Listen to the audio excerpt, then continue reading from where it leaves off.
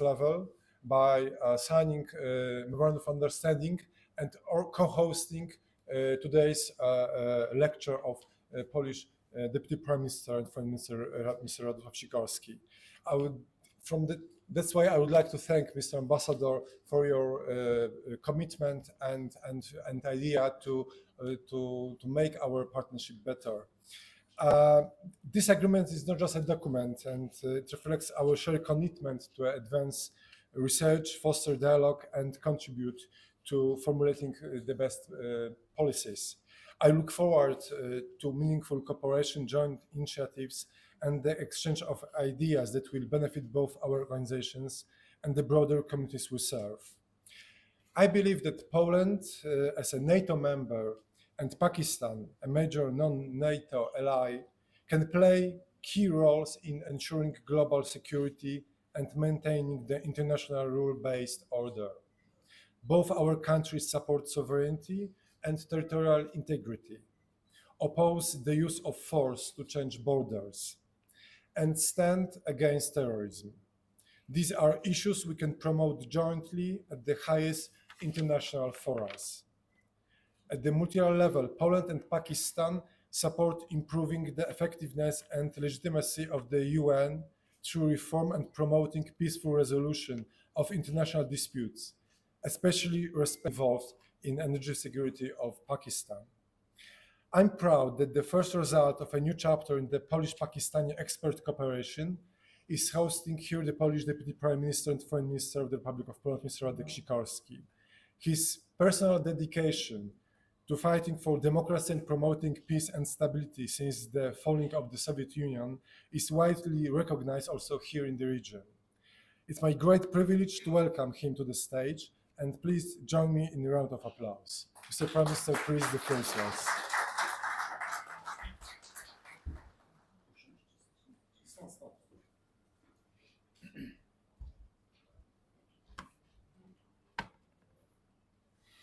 Distinguished guests, ladies and gentlemen, first of all, apologies for being late, but I wasn't in charge of my own schedule. And apologies for not lingering afterwards, because you don't keep the Prime Minister of Pakistan waiting. But it's been 40 years since I first visited Islamabad. I was 23 years old at the time, a journalist, and I strolled the streets of Islamabad, Peshawar, Quetta for weeks, waiting for the opportunity to enter war-torn Afghanistan with my guerrilla compatriots. Back then, Poland was part of the communist bloc. We were a semi-sovereign state, from which I was banned as a political refugee in the United Kingdom. It was in Afghanistan that the mighty, supposedly Soviet Empire was fighting an imperial war, and I wanted to see firsthand how Moscow was faring and how the Mujahideen were faring. And it turned out to be an invasion too far for the Russians. The Soviet Empire lost, and soon, and not coincidentally, collapsed. Poland, along many other countries, was once again free.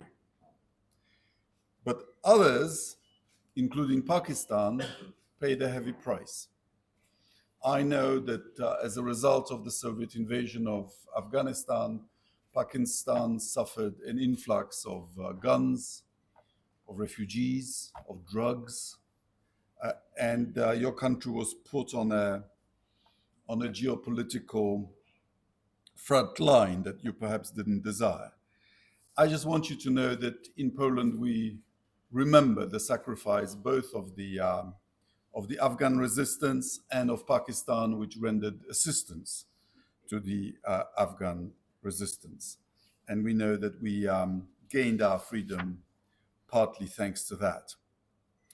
And it was partly thanks to what happened in this region that I was able to return home to join the effort of rebuilding my country from the wreckage of communism. And it's been worth it. The following 35 years turned out to be the most prosperous in Poland's 1,000-year history.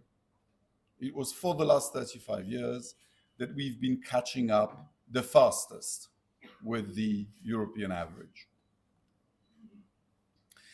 And I'd just like to tell you that there may be universal lessons to be drawn from our Polish experience. In 1989, we stood at a crossroads.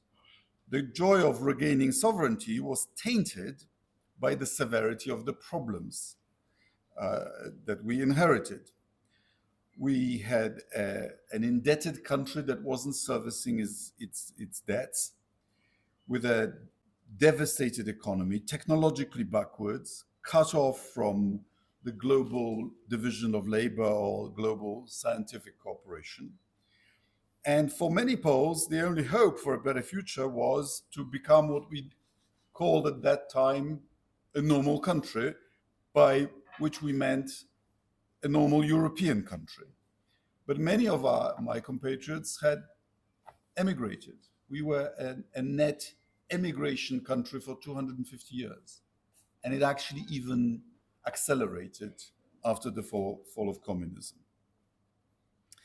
In 1990, our GDP per capita in purchasing power parity terms was just over $6,000, barely half of Portugal's and lower than South Africa's. Inflation first rose to 350, then 680% in 1990, I believe. Unemployment, which was, of course, hidden in a state-run economy, quickly reached 15% and went up. Public finances were in pitiful conditions. Once the borders opened, shops and markets were flooded with Western goods that hardly anybody could afford. We knew we could not rely on modern industrial base because we didn't have any. We could not rely on intergenerational private wealth because that was plundered by the Nazis and the Soviets. Unlike some other countries in Europe, we could not turn to our former colonies because we were ourselves colonized in the 19th and 20th centuries. We were never a colonial power. The new democratic leadership had to make difficult and painful decisions.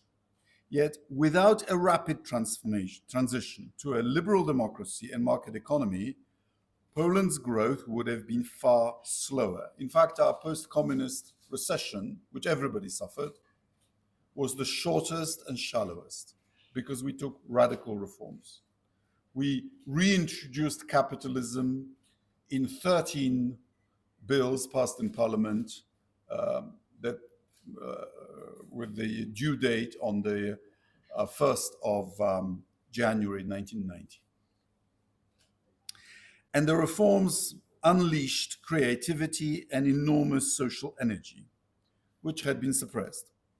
Between 1990 and 2023, GDP per capita, again in PPP, increased by 209%, and we are now richer than Portugal. South Africa's per capita GDP was once slightly higher than ours. Today, we are 3.5 times richer.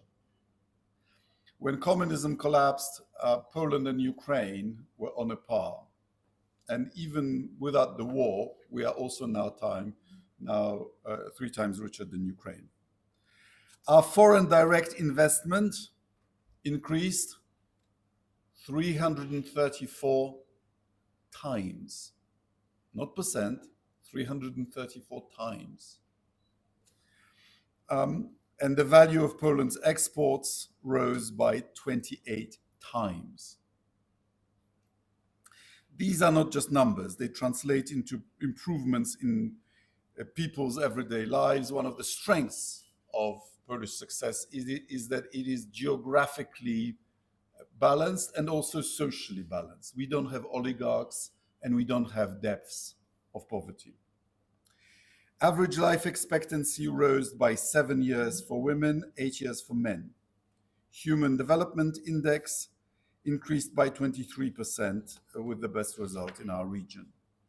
During these 3 decades, we had, of course, our ups and downs, particularly politically. And of course, dissatisfaction with state institutions remains stubbornly high. Our favorite sport in Poland is to complain.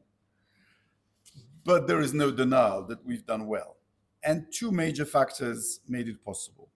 First, I've already mentioned political and economic freedom, which unleashed creativity, but also, crucially, stable and supportive international environment, which made people and business and investors secure enough to take risks, to set up businesses, invest in the future. Poland's transformation is a story of success, which we would like to share with others. Over the past 35 years, 2 countries, almost on a par, Poland and China, have enjoyed uninterrupted economic growth. We have not yet had a single year of regression. And I believe they present you with 2 alternative models of development. But, and the Chinese, of course, as a way of exiting from communism and making it into modernity, is appealing to many leaders and many countries.